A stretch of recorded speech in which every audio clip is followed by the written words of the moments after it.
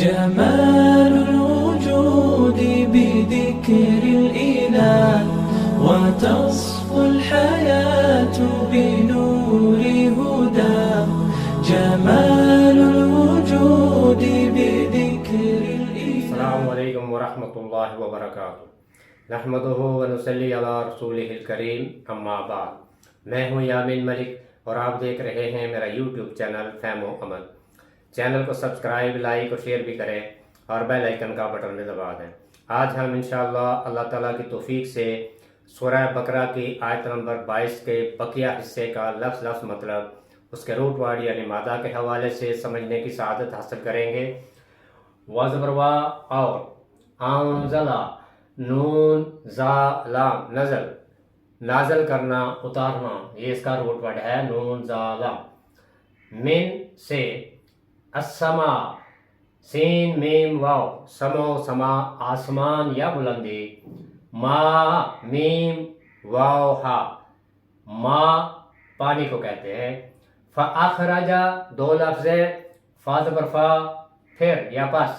خرجا، خا را جیم، خارج کرنا. بہی، یہ بھی دو لفظ ہے، بازر بھی ساتھ.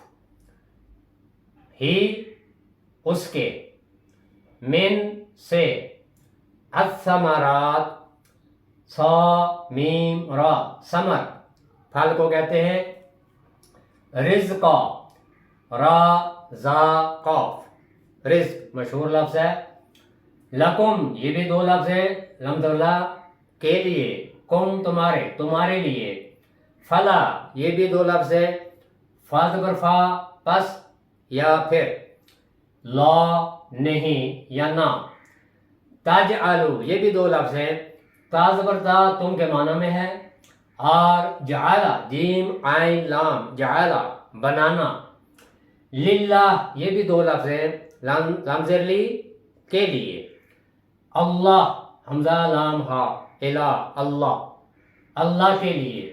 اندادا، نون دال دال، ند کہتے ہیں شریک کو. وزبروا اور انتم، تم. تعلمون، عین لام میم، علم جاننا. تعلمون، تم جانتے ہو. وانزل، اور نازل کیا، اتارا. من السماء، آسمان سے. ما، پانی، بارش. فاخرج، پھر نکالا. بہی، اس کے ذریعے سے، یعنی اس پانی کے ذریعے سے. من الثمرات، پھل. رزقاً، بطور رزق. لکم، تمہارے لیے. فلا، پس نہ. تجعلو، تم بناؤ. للہ، اللہ کے لیے. اندادا، شریک. وانتم، اور تم. تعلمون، تم جانتے ہو، تمہیں علم ہے. وہ الفاظ جن کی روٹ ورڈ کے ساتھ وضاحت ضروری ہے. انزلہ، روٹ ورڈ ہے اس کا نون زا لام، نزل. یہ لفظ ہم اس سے پہلے بھی پڑھ چکے ہیں. بلندی سے نیچے کی طرف آنا، کسی جگہ پر رکنا، اترنے کی جگہ جہاں پہ پڑاؤ ڈالا جاتا ہے. اسی سے نزل بھی ہے. نزل کہتے ہیں مہمان نوازی کو. اور تنزیل، اس کا روٹ ورڈ بھی یہی ہے. اور تنزیل کا مطلب ہے تھوڑا تھوڑا کر کے اتارنا. جیسے قرآن کریم اللہ تعالیٰ نے جبریل علیہ السلام کے ذریعے نبی کریم محمد مصطفیٰ صلی اللہ علیہ وآلہ وسلم کے دل پر 23 سال کے عرصہ میں تھوڑا تھوڑا کر کے اتارا. اسے تنزیل کہتے ہیں. اور پھر اسی روٹ ورڈ کے ساتھ انزال بھی ہے. اور انزال کا مطلب ہوتا ہے ایک ہی بار مکمل طور پر اتارنا. جیسے لوح محفوظ سے قرآن ایک ہی بار آسمان دنیا پر اتارا گیا. ما، میم واو ہا. ما، عربی میں پانی کو کہتے ہیں۔ خرجہ، خراجین، خارج یا خروج، ابھرنا، نکلنا، باہر آنا، خارج ہونا، یہ اس کے مختلف معنی ہیں، اور اسی سے خروج بھی ہے۔ خروج سے مراد موت کے بعد دوبارہ زندہ ہونا، جیسے قرآن میں ہے یوم الخروج، یعنی وہ قیامت کا دن جس دن تمام لوگ دوبارہ زندہ کیے جائیں گے، دوبارہ اٹھائے جائیں گے۔ اور اسی سے پھر خراج بھی ہے۔ خراج اس رقم کو کہتے ہیں جو اپنی دولت میں سے نکال کر دوسرے کو دی جائے، یعنی جسے عام معنوں میں ٹیکس بھی کہا جاتا ہے۔ اور مخرج بھی اسی سے ہے۔ مخرج کہتے ہیں اس جگہ کو جہاں سے کوئی چیز نکلتی ہے، اسے مخرج کہا جاتا ہے۔ ثمرات، صا میم را، ثمر کہتے ہیں پھل کو، اور صرف کھانے پینے کے جو پھل ہیں انہیں ہی ثمر نہیں کہا جاتا، بلکہ اس کے علاوہ وہ جو پودوں پر، مثلا گندم کا بھی ایک پودا ہوتا ہے، اور مکئی کا بھی ہوتا ہے، چاولوں کا بھی ہوتا ہے، تو یہ بھی ثمر میں شامل ہوتے ہیں۔ تو یہ وہ تمام چیزیں ثمر میں شامل ہوتی ہیں، درخت کا پھل بھی، اور پھر ہر قسم کا مال بھی اسی میں شامل ہے، ثمر میں۔ پھر ثمر سے مراد کسی چیز کا نتیجہ بھی ہوتا ہے، کسی چیز کے نتیجے کو ثمر کہتے ہیں، چاہے اس کی کوئی بھی شکل ہو، چاہے وہ مال کی صورت میں ہو یا نتیجے کی صورت میں۔ تو ثمر سے مراد نتیجہ بھی ہے، اور وہ جس سے انسان کو فائدہ ملتا ہے وہ اس کا ثمر ہوتا ہے، اس عمل کا ثمر، اس کام کا ثمر۔ رزق، را زا قاف، رزق مشہور لفظ ہے۔ ہر وہ چیز جس سے فائدہ اٹھایا جائے وہ رزق کہلاتا ہے، چاہے وہ غذا کی صورت میں ہو یا سامان نشو و نما ہو، آمدنی یا جو تنخواہ ہوتی ہے اس کو بھی رزق کہا جاتا ہے۔ اس کے علاوہ کھانے پینے کی تمام چیزوں کو بھی رزق کہتے ہیں۔ وہ تمام اسباب و ذرائع، وہ تمام اسباب و ذرائع جن سے انسانی جسم اور انسانی جسم کی نشو و نما ہوتی ہے، یعنی وہ تمام اسباب و ذرائع جن کی وجہ سے انسانی جسم اور انسانی جسم کی ذات کی نشو و نما ہوتی ہے، وہ تمام کے تمام رزق کہلاتی ہیں، یعنی ان تمام چیزوں سے انسان فائدہ اٹھاتا ہے۔ اندازہ، نون دال دال اس کا روٹ ورڈ ہے، اور ند کہتے ہیں کسی کی مثل یا نظیر کو، مد مقابل کو کہتے ہیں، مد مقابل کو ند کہتے ہیں۔ اللہ کے ساتھ کسی اور کو شریک کرنا، یہ ند کہلاتا ہے، چاہے وہ اللہ کی ذات میں شریک کرنا ہو یا اللہ کی صفات میں۔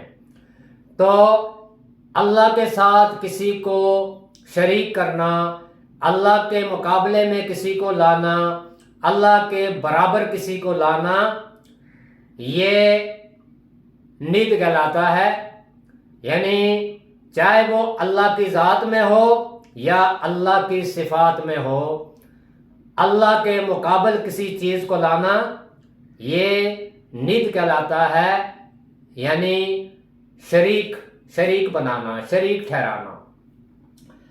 وَأَنزَلَ اور نازل کیا، اتارا، من السماء آسمان سے، ماء پانی، فَأَخْرَجَ پھر نکالا، بِهِ اس کے ساتھ، من الثمرات پھل، رزقاً بطور رزق، لکم تمہارے لیے، فلا پسنا، تجعلوا تم بناؤ، للہ اللہ کے لیے، اندادا شریک، وانتم تعلمون جب کہ تم جانتے ہو، تمہیں علم ہے۔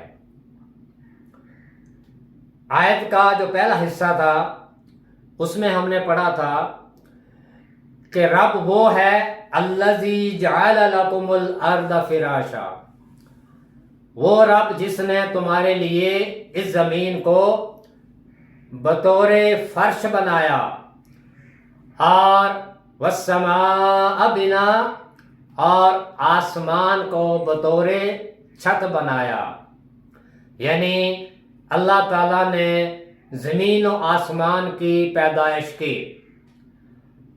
اور پھر آیت کے اگلے حصے میں جو ہم ابھی پڑھ رہے ہیں، وَأَنزَلَ اور نازل کیا، یعنی اس رب نے نازل کیا، من السماء آسمان سے۔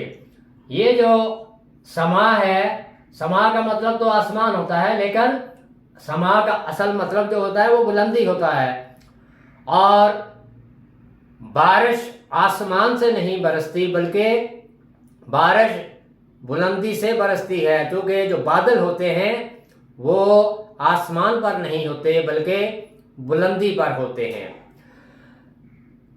وَأَنزَلَ مِنَ السَّمَاءِ مَاءً اور اتارا، نازل کیا، پانی آسمان سے، یعنی بارش برسائی آسمان سے، بلندی سے، فَأَخْرَجَ بِهِ پھر اس پانی کے نتیجے میں نکالا، من الثمرات بہت سے پھل، ہر طرح کے پھل، ہر طرح کے نباتات،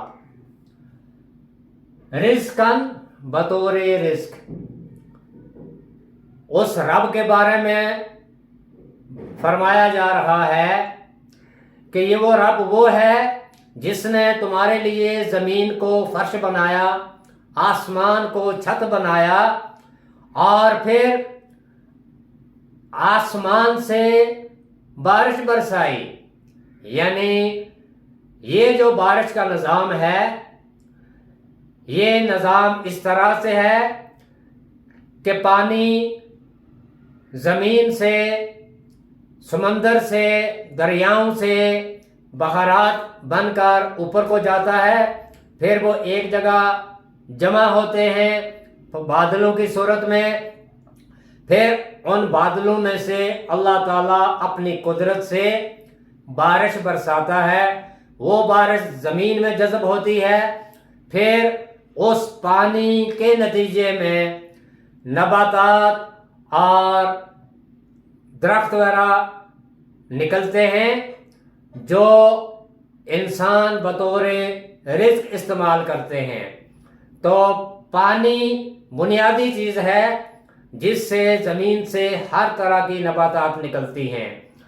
وَأَنزَلَ مِنَ السَّمَاءِ مَاءً اور نازل کیا، اتارا اس رب نے آسمان سے، بلندی سے پانی کو، بارش کو، فَأَخْرَجَ بِهِ مِنَ الثَّمَرَاتِ پھر اس پانی کے نتیجے میں اس نے مختلف طرح کے ثمرات نکالے، نباتات نکالی،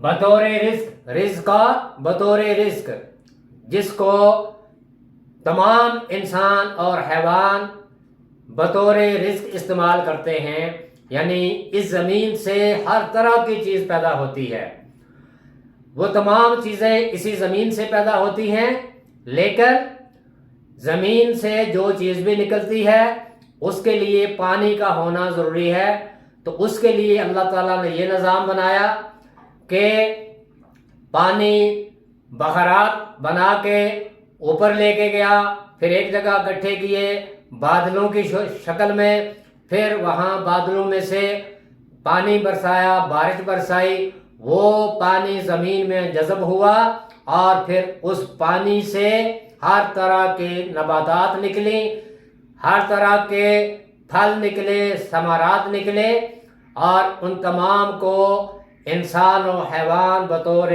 رزق استعمال کرتے ہیں۔ رزق کا بطور رزق لکم، تمہارے لیے۔ اب لکم سے مراد تمام انسان ہیں، وہی انسان جن کو اللہ تعالیٰ نے خطاب کر کے فرمایا تھا یا ایھا الناس اعبدوا ربکم الذی خلقکم والذین من قبلکم لعلکم تتقون۔ یہ انہی لوگوں کے بارے میں ہے کہ اللہ تعالیٰ نے ان کے لیے ایک ایسا نظام بنایا کہ اس زمین سے ہر طرح کی پیداوار، ہر طرح کے ثمرات نکلے جو انسان و حیوان بطور رزق استعمال کرتے ہیں، اور تم یہ تمام اس نظام کو اپنی آنکھوں سے دیکھ رہے ہو کہ اللہ تعالیٰ نے انسانوں اور حیوانوں کے رزق کا انتظام کس طرح سے کیا ہے۔ فَلَا تَجْعَلُوا، پس تم نہ بناؤ، لِلَّهِ، اللہ کے لیے، اندادا، شریک۔ جب یہ تم جانتے ہو، اپنی آنکھوں سے دیکھتے ہو، مشاہدہ کرتے ہو کہ یہ سارے کا سارا نظام اللہ تعالیٰ کا ہے، وہی آسمان سے بارش برساتا ہے اور اس پانی کے نتیجے میں پھر نباتات اور ثمرات نکلتے ہیں جن کو انسان و حیوان بطور رزق استعمال کرتے ہیں، تو پھر تم اللہ کے ساتھ کسی اور کو شریک کیوں کرتے ہو؟ وَأَنْتُمْ تَعْلَمُونَ، جبکہ تمہیں اس بات کا علم ہے۔ مشرکین اور کافر یہ جانتے تھے کہ رب ہی کا نظام ہے یہ سارا، وہ رب کو جہاں مانتے تھے، لیکن انہوں نے اپنے اپنے معبود بنا رکھے تھے، کوئی کسی سے کچھ مانگتا تھا، کوئی کسی سے کچھ مانگتا تھا، لیکن اللہ تعالیٰ نے اس سارے نظام کو، ان کے اس باطل عقیدے کو رد کیا اور فرمایا کہ یہ سارے کا سارا نظام ایک رب کے اختیار میں ہے، وہی رب جس نے سب کچھ پیدا کیا، چونکہ اس نے پیدا کیا ہے تو وہ مالک بھی ہے اور سارے کا سارا انتظام بھی وہی کرتا ہے، وہ نشو و نما کا انتظام وہی کرتا ہے، وہی رزق دیتا ہے، وہی بارش برساتا ہے، وہی اولاد بھی دیتا ہے، وہی زندگی اور موت بھی دیتا ہے۔ تو اے وہ لوگو، تم سب کچھ جاننے کے باوجود بھی اللہ کے ساتھ دوسروں کو شریک کیوں ٹھہراتے ہو، جبکہ تمہیں ہر چیز کا علم ہے، تم جانتے ہو کہ یہ سارا نظام اس رب کا ہے۔ تو پھر عبادات صرف اللہ کے لیے ہے، عبادت اللہ کی کرنی ہے، اس رب کی کرنی ہے جس نے پیدا کیا، جس نے یہ سارا نظام بنایا ہے، جو سب کی نشو و نما کرتا ہے، جو سب کی پرورش کرتا ہے۔ لہذا اللہ کے مقابلے میں دوسروں کو شریک نہ ٹھہراؤ۔ اللہ تعالی ہمیں قرآن کو لفظ لفظ سمجھ کر اس پر عمل کرنے اور دوسروں کا تک پہنچانے کی توفیق عطا فرمائے۔ سبحانک اللہم و بحمدک، نشہد ان لا الہ الا انت، نستغفرک و نتوب الیک۔ السلام علیکم ورحمۃ اللہ وبرکاتہ۔